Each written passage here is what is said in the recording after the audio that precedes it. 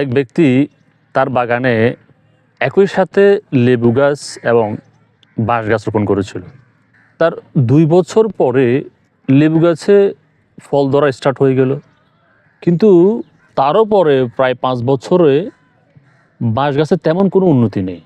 তারপর লোকটি ভাবলো বাঁশ গাছটি সম্ভবত মারাই গেছে।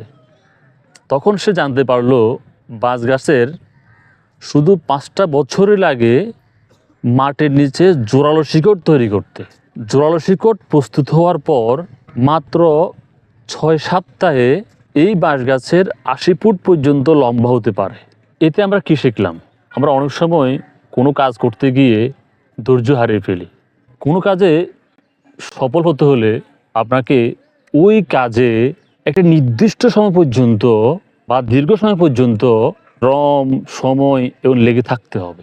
ভালো থাকবেন, নিরাপদে থাকবেন।